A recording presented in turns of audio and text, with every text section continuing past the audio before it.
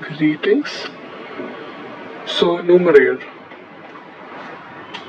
So what is numerator? So here we just peg one of the prices or the income to some fixed value and adjust the other variables so as to describe exactly the same budget set.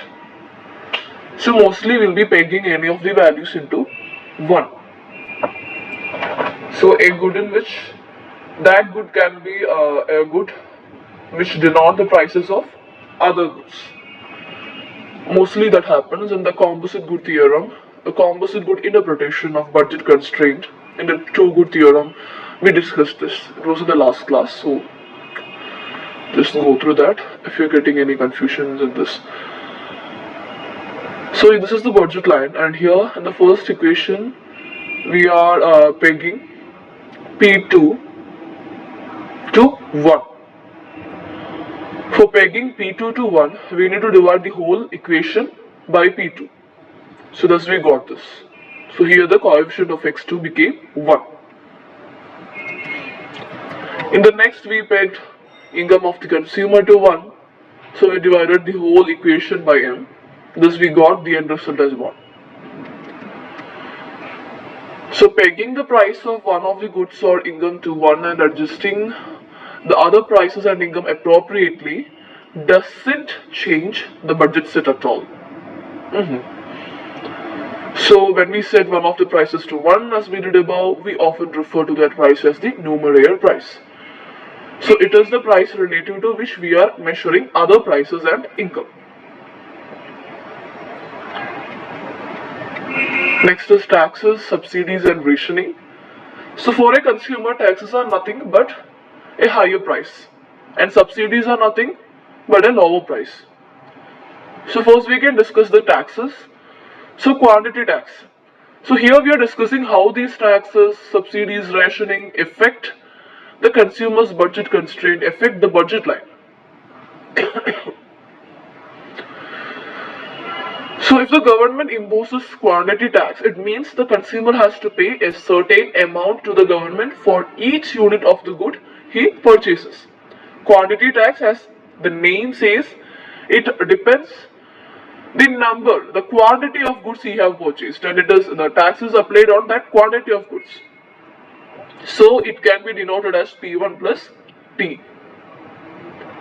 And as the price increased here, the prices of the goods are increased from P1 to P1 plus T. Earlier it was P1. Okay. So earlier it was P1. Then the price increased to P1 plus T. So as the price of the good increased, budget line will become steeper.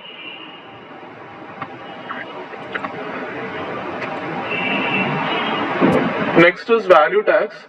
So this is not imposed on the quantity of the goods, but as the name says, it is imposed on the value or the price of the good. Okay. So it is expressed in percentage terms. So consider 100 rupees for a piece of cloth. And you need to purchase and it is its value tax. So the sales tax is 6%. That means 6% of 100 is 6 rupees. So 100 plus 6 rupees. So how that calculation comes? I'll write it. So 100, that is price. Anyway, it have to be paid. Plus the value tax. So 6% of P1. So here we can generally term this percent as tau. I denoted it here as y. I'm not having that particular symbol in the keyboard. So y of P1. This is the equation.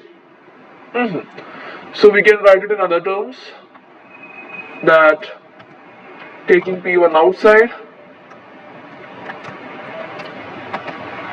1 plus y. Okay, we can write this like this. Okay, so P1, the price anyway have to be paid. Then the percent of that price, that is, if it is 6%, then 6 by 100 into P1. 6 by 100 into, here the price is 100, so 100. Then we'll get 6 rupees. 6, so P1 plus 6 will be the price that the consumer has to pay for the piece of cloth after the ad valorem tax. Next is subsidy. So it is the opposite of the tax. So quantity subsidy means government gives an amount to the consumer that depends on the amount of goods purchased. So quantity tax was P1 plus T. So here it is a reduction, so P1 minus S. Thus it makes the budget line flatter because the price of the good is decreased. In value tax, nothing else but 1 minus tau whole multiplied by P1. The exact opposite of what we discussed now. And next is lump sum tax and lump sum subsidy. So in the previous both taxes and both subsidies, those depended on the behavior of the consumer. What was the behavior there? Quantity of goods he purchased, value of goods he purchased. So in lump sum tax or subsidy, the government takes away some fixed amount of money regardless of the behavior of the consumer. So the purchase or nothing is considered here. Thus this lump sum tax will shift the budget line inward because the money income is reduced. Okay, so this is the equation. It is not given in the textbook, I guess. So if it is a tax, lump sum tax, M minus T equal to P1 x1 plus P2 x2, and if it is subsidy, M plus S, P1 x1 plus P2 x2. In the subsidy, regardless of the individual's behavior, government gives a fixed amount of money. So it will be M plus S. In that, the budget line will shift outward. Next, quantity taxes and value taxes tilt the budget line one way or the other depending on which good is being taxed, but a lump sum tax shifts the budget line inward. So quantity tax and value tax tilt the budget line. Because the prices of the goods were affected there. Here the income of the consumer is affected, so the budget line will parallelly shift inward or outward. For tax, inward, and for subsidy, outward. Next is rationing constraints.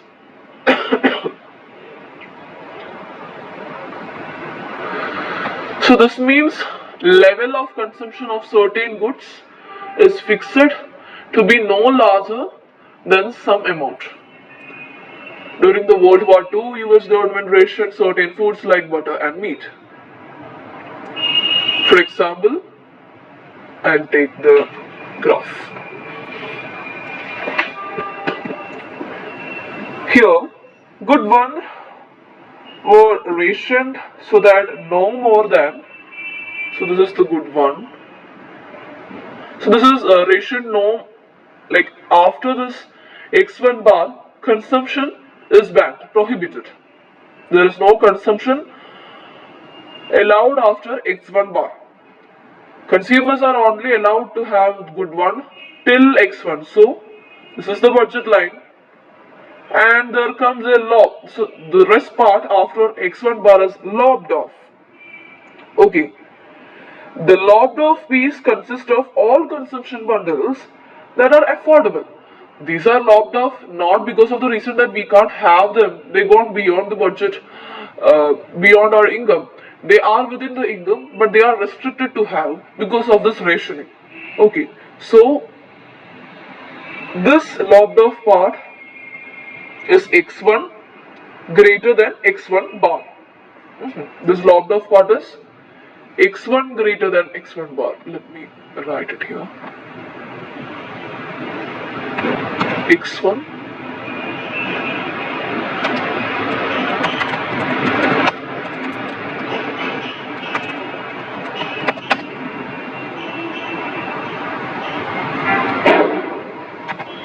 I'm denoting it as prime, x1 prime. Bar is denoted as prime by b. Okay. So that is rationing. The important point is that this is lopped off not because of the reason that they are not affordable. They are within the affordable consumption bundles, but because of the reason of this rationing constraint.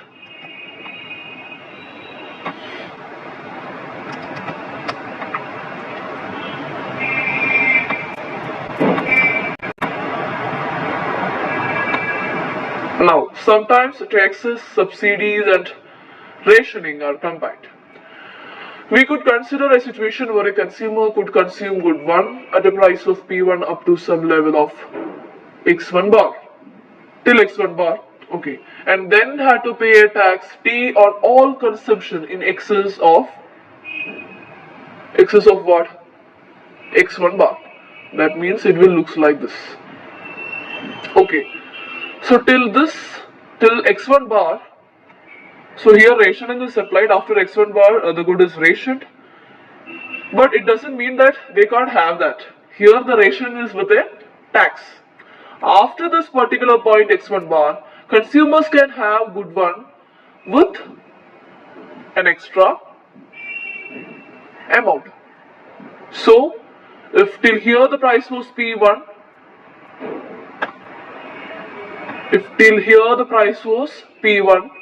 from this point onwards, the price will be P1 plus T. That is why the price increased after this point and the budget line became more steeper. Okay.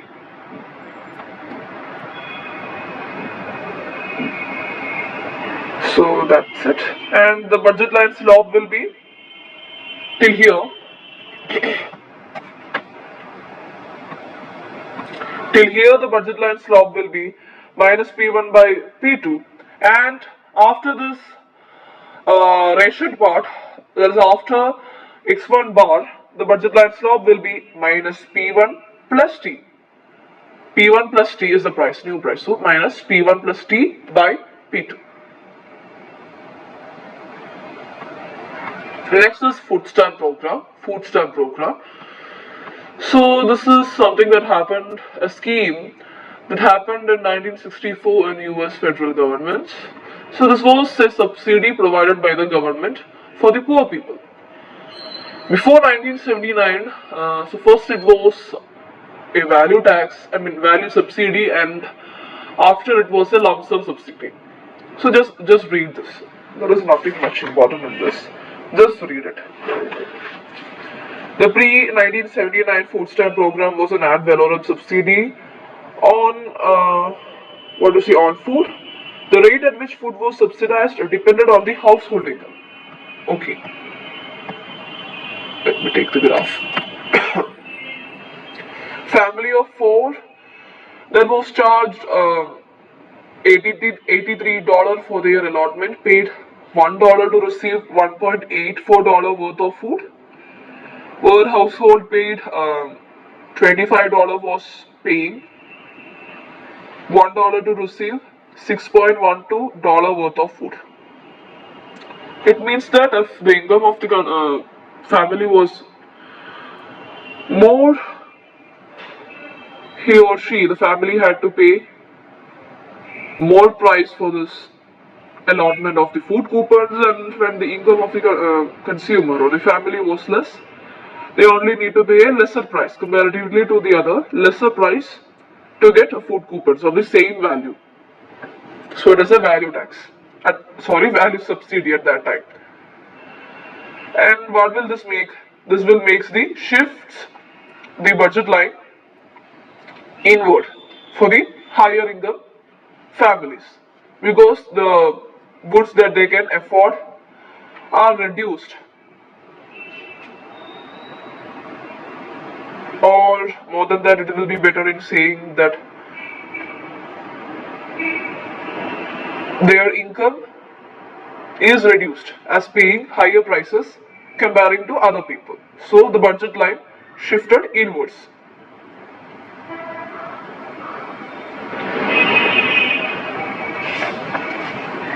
So these effects led to the kind of king that is depicted here. Here, okay.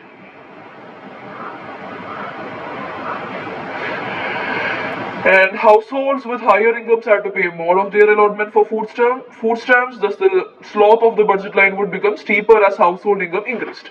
In 1979, the food stamp program was modified. Instead of requiring that households purchase food stamps, they are now simply given to qualified households.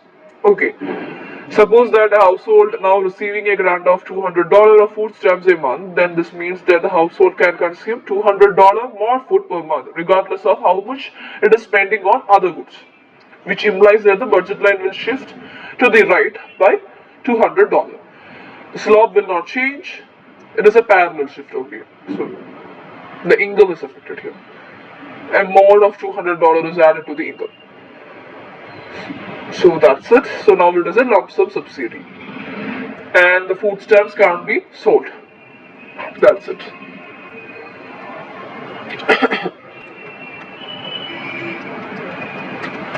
Next is budget line changes. So in the next chapter, we'll analyze how the consumer chooses an optimal consumption bundle. This whole chapter was to describe what a consumer can afford. And next chapter, how the consumer chooses the best bundle. So some of the observations, we can observe that since the budget set doesn't change, when we multiply all the prices of the income and the income by a positive number, the optimal choice of the consumer from the budget set can't change either. Okay. This is when we multiply a constant, a positive number, okay, a positive constant with all the prices and the income, a parallel shift will be happening and the outward shift will be happening in the budget line. Thus the optimal choice won't be affected though. Without even analyzing the choice process, we have derived an important conclusion. A perfectly balanced balanced inflation that we have studied in the previous class. That is, all prices and all income rise at the same rate. This does not change anybody's budget set. This cannot change anybody's optimal choice. Next is we can make some statements about how well off the consumer can be at different prices and incomes. Suppose the consumer's income increases and all the prices remain same.